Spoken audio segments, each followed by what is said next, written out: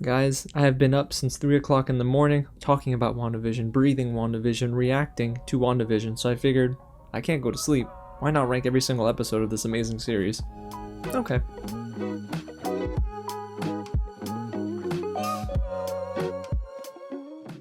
What's going on, you guys? James here, and today, yes, we are ranking every single episode of WandaVision from 1 to 9. Boy, this series was something else. It's such a treat for Marvel fans who have been keeping up with the cinematic universe all the way up to this point, and this is such a great start to the Disney Plus MCU TV shows. I can't wait for The Falcon and the Winter Soldier in just 2 weeks. Now, guys, before we get into it, hey, if you missed out on all my WandaVision coverage, you can find that playlist in the description below, or my latest episode reaction right at the top of the screen. That season finale was something else, guys. And you know what? I didn't mind the whole, Pietro reveal. Stop lying to me! Okay, you're right, Vision. Maybe I did mind. And guys, if you haven't already, go ahead and hit the big red button below and tap on that bell. You know why? Because we are reacting to everything that the Falcon and the Winter Soldier has to offer. So every single episode of that season, you can find all my reactions here on the channel Friday mornings. And if you haven't already, go ahead and smash that like button if you're a fan of WandaVision, and get loud in the comments below and let me know your rankings. Which episode was your favorite, which was in the middle, and which is your least favorite.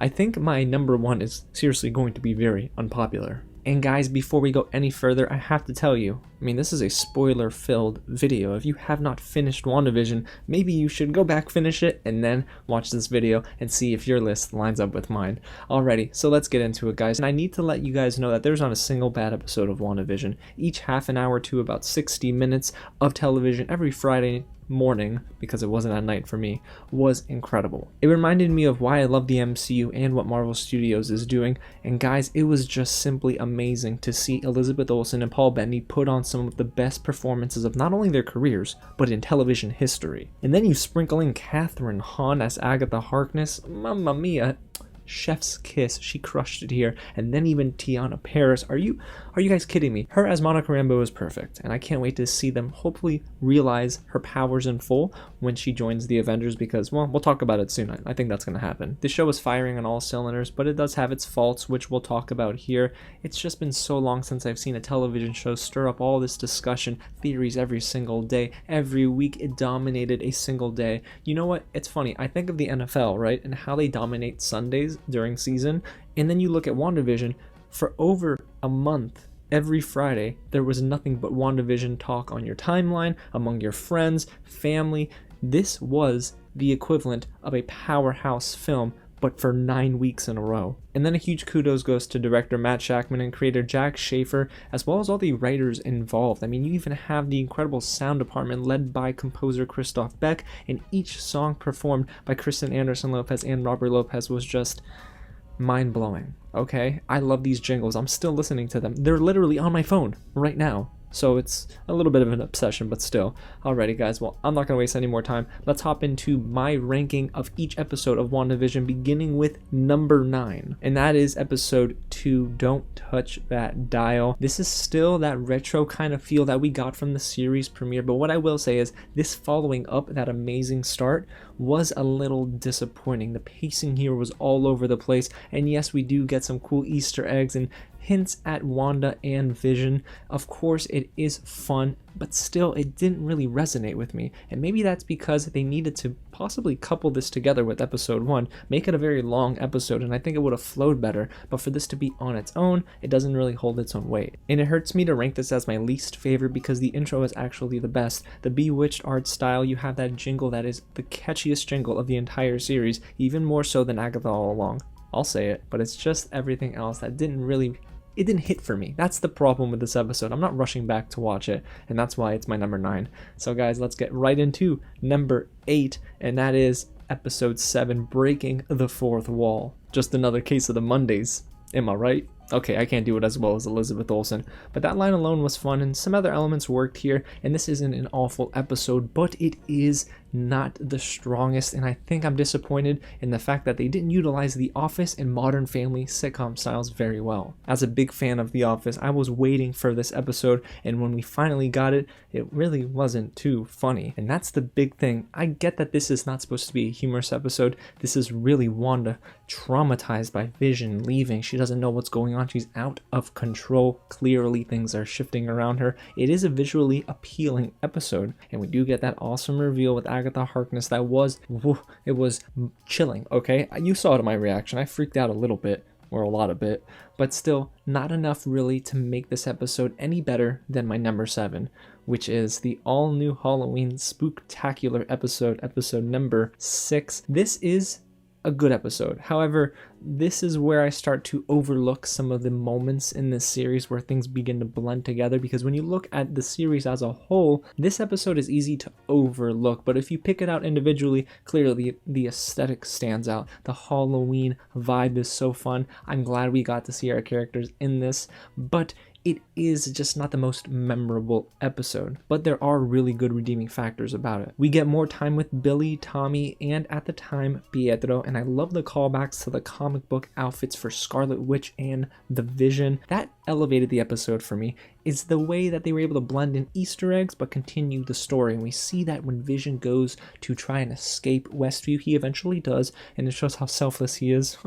That beautiful soul. Man, it was a good moment in the MCU in general, because it shows that Vision, he died twice and he was willing to die a third time to save the people of Westview who have families and friends.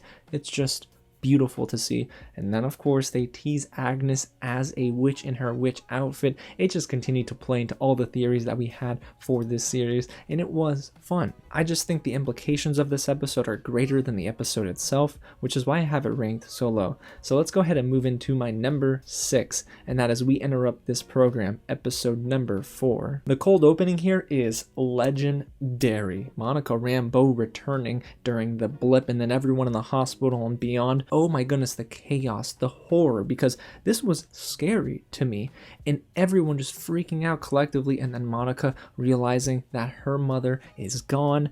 It is just, it's mind-bending, and it's so cool how they pulled it off. And this was officially my first moment where I said, oh, we're watching an MCU type movie in a TV setting, and that was pretty cool. Also, having more of Jimmy Woo and Darcy Lewis did not hurt. They both fit into this series so darn well. However, this is also the episode that began to depart from that sitcom heavy style that we got in the first 3 episodes, and that was my biggest selling point with WandaVision. They were going to play in these worlds, Wanda and Vision together in a false reality. That sounded so neat to me, and I wanted more of that. And when they started to blend in more modern footage, and then of course we got these MCU elements introduced, it did disappoint me just a little bit, because again, I loved playing in these worlds with Wanda and Vision. And hey, I can't blame the writers or the directors, because eventually this had to tie in to the rest of the MCU. So now my expectations, I think, are a little bit shifted, and when I do go back and watch this episode again, I'm gonna think to myself, all right,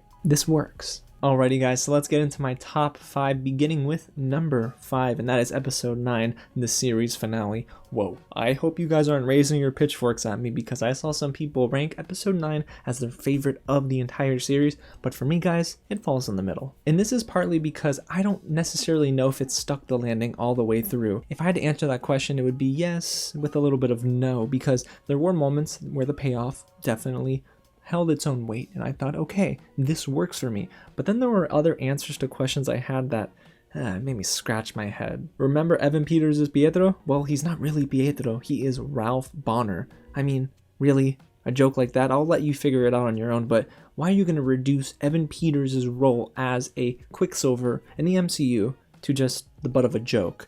That didn't really vibe with me, and I felt that it was a little lazy. I mean, why even cast Evan Peters to begin with? Just to troll us? It didn't really work for me. However, this episode does have some really cool action moments, and of course the reveal of Scarlet Witch in her kick-butt outfit. You know what guys, that might be one of the best outfits in the MCU. It's a great homage to her previous outfits as Scarlet Witch, but it has a new modern spin that gives me this menacing vibe, but also is so darn clean. Okay, so Elizabeth Olsen girl, you were rocking that, and I can't wait to see more of Scarlet Witch in the MCU. I just felt that overall as a series finale, there's a lot of buildup that we had up to this point, and this episode didn't deliver enough for me to say I loved it. But it was heartbreaking, it served its purpose, and I do think that this episode being at my number 5 perfectly sums up my feelings, because there's just not enough here that floored me, but it's good enough to be in the middle of the pack. Alrighty guys, so let's get a little bit closer to my top 3 with my number 4 favorite episode of WandaVision, and that is Now in Color, which is episode 3. Now this is when WandaVision began to get real weird real fast. I mean, Westview was not everything it was made out to be. We kind of had that vibe and that inclination after episode 2, but I mean, this is the episode where I thought, oh my gosh, Agnes is weird, Herb is acting out, and Vision is starting to catch on to something that, well, could play a bigger factor as the series goes on. And for me, this is when I began to theorize with WandaVision. And you might be thinking, oh my gosh, you weren't theorizing before? I wasn't. But here is when I started to think, Agnes could be someone else? There's something underneath the surface here. And I really loved how it challenged me to think outside of the box. Episode 3 is a well-organized and suspenseful episode that was more of a return to form after the weaker episode 2 that we got. Alrighty guys, so let's dive right into number 3, which is on a very special episode, episode number 5. This is the definitive episode that showcased the wonderful acting abilities of both Paul Bettany and Elizabeth Olsen. The "stop lying to me" scene where they both start flying into the air. Whew. Guys, I still get chills down my spine thinking about it, and if anything, that's Paul Bettany's Emmy moment. And I really love that they dove into this dysfunction between both Wanda and Vision because of Vision's awareness of what Westview really is. Also due in part to Norm's freak out at work, but I loved exactly what they were starting to brew here. And then there was that Full House intro. Guys, I'm a 90s baby, so that Full House intro really spoke to me. But these next 2 episodes are much better than episode 5 in my opinion, starting with number 2, Previously On, which is episode 8. This was the most emotionally charged episode of the entire series, and that's saying a lot because this series dealt with a lot of things like trauma, mental health, depression, anxiety, sadness, a lot of elements that doesn't make for a very upbeat kind of superhero series, but it works in WandaVision due in large part to Elizabeth Olsen's range. This episode going ahead and exploring Wanda's past alongside Agatha was amazing, and Wanda herself learning about her powers was something special. This episode also provided a lot of context for Wanda and Vision's relationship, and that was very important because we had to understand why Wanda wanted to build a Westview like this and bring back Vision from the dead. It was so beautiful to see, yet so sad. And the one thing that I love the most about this episode is that Marvel Studios didn't conform to their own formula. And what I mean is that MCU films will usually add in moments of comic relief to try and bring levity to otherwise very dramatic and sad moments. But here, we didn't get any of that. We didn't get Jimmy Woo, we didn't get Darcy, we didn't get any stupid jokes. We got instead a very dedicated episode to trauma, sadness, and depression, and that worked for me. But it's not my number 1. My number 1 episode, my favorite episode, the top of the top for WandaVision this year was episode number 1, filmed before a live studio audience. I love this episode so much. It is the only episode that not only exceeded my expectations, but it's the only episode that I can tell you really worked for me all the way through. I had no issues with anything from start to finish. This series premiere simply blew me away, guys, and not only did it bring literally a live studio audience to add to this 50s style sitcom, it just was executed perfectly. Wanda and Vision are completely in love here at the peak of their relationship, but not everything is as it seems, and especially when we get to that dinner time sequence with the hearts, man, it just knocked my socks off. I had chills that entire time. It was very much a horror type of episode because that to me is scary.